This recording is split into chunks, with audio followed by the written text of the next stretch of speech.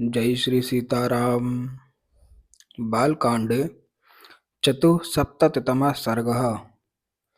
इस सर्ग में विश्वामित्र का अपने आश्रम को प्रस्थान, राजा जनक का कन्याओं को भारी दहेज देकर राजा दशरथ आदि को विदा करना, मार्ग में शुभाशुभ शकुन और परशुराम जी का आगमन। अब कथा। तदंतर जब रात बीती और सवेरा हुआ, तब महामुनि विश्वामित्र राजा जनक और महाराज दशरथ दोनों राजाओं से पूछकर उनकी स्वीकृति ले उत्तर पर्वत पर, यानी हिमालय की शाखाभूत पर्वत पर, जहाँ कौशिकी के तट पर उनका आश्रम था, वहां चले गए। विश्वामित्र जी के चले जाने पर महाराज दशरथ भी विदेहराज मिथिला नरेश से अनुमति लेकर शीघ्र अपनी पुरी अयोध्या को जाने के लिए तैयार हो गए। उस समय विदेहराज जनक ने अपनी कन्याओं के निमित्त दहेज में बहुत अधिक धन दिया।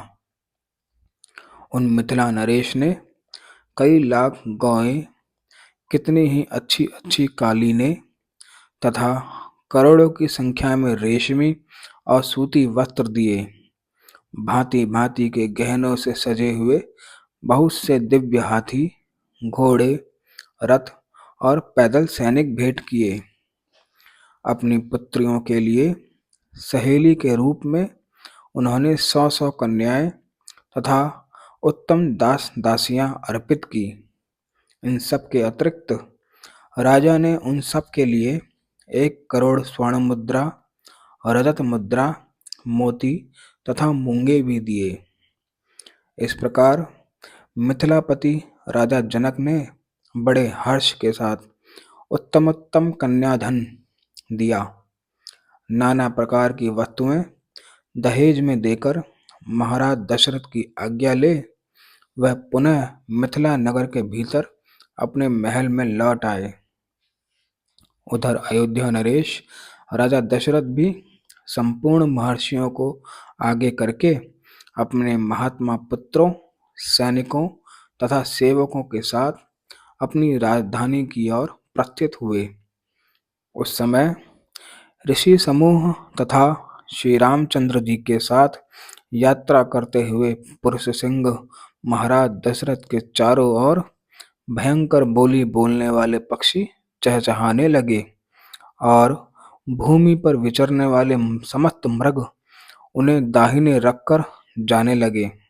उन सबको देखकर राजसिंह दशरथ ने वशिष्ठ जी से पूछा, मुनिवर, एक और तो ये भयंकर पक्षी घोर शब्द कर रहे हैं और दूसरी ओर ये मृग हमें दाहिनी ओर करके जा रहे हैं। यह अशुभ और शुभ 2 प्रकार का शकुन कैसा? यह मेरे हृदय को कंपित किए देता है। मेरा मन विषाद में डूबा जाता है। राजा दशरथ का यह वचन सुनकर महर्षि वशिष्ठ ने मधुर वाणी में कहा, राजन, इस शकुन का जो फल है उसे सुनिए।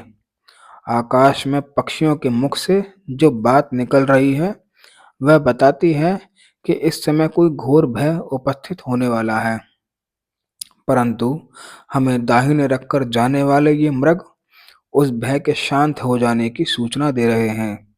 इसीलिए आप यह चिंता छोड़िए। इन लोगों में इस प्रकार बातें हो ही रही थी कि वहां बड़े जोरों से आंधी उठी। वह सारी पृथ्वी को कंपाती हुई बड़े बड़े वृक्षों को धाराशायी करने लगी। सूर्य अंधकार से आच्छन्न हो गए। किसी को दिशाओं का भान न रहा। धूल के ढक जाने के कारण वह सारी सेना मूर्छित सी हो गई। उस समय केवल वशिष्ठ मुनि, अन्यान्य ऋषियों तथा पुत्रों सहित राजा दशरथ को ही चेत रह गया था। शेष सभी लोग अचेत हो गए थे।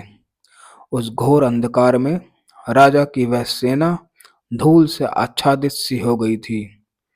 उस समय राजा दशरथ ने देखा, क्षत्रिय राजाओं का मान मर्दन करने वाले भृगुकुल नंदन जमदग्नि कुमार परशुराम सामने से आ रहे हैं वे बड़े भयानक से दिखाई देते थे।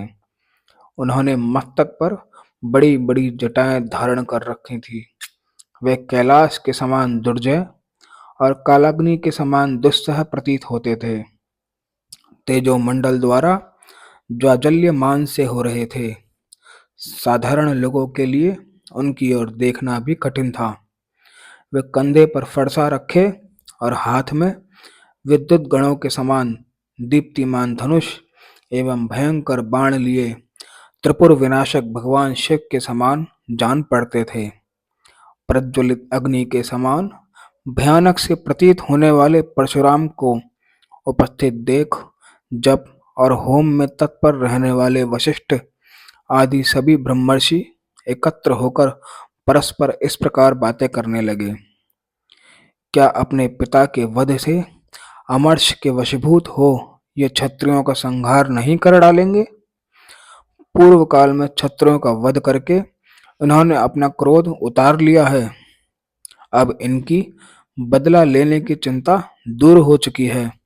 अतः फिर क्षत्रियों का संहार करना इनके लिए अभीष्ट नहीं है, यह निश्चय पूर्वक कहा जा सकता है। ऐसा कहकर ऋषियों ने भयंकर दिखाई देने वाले भृगुनंदन परशुराम को अर्घ्य लेकर दिया और राम राम कहकर उनसे मधुर वाणी में बातचीत की।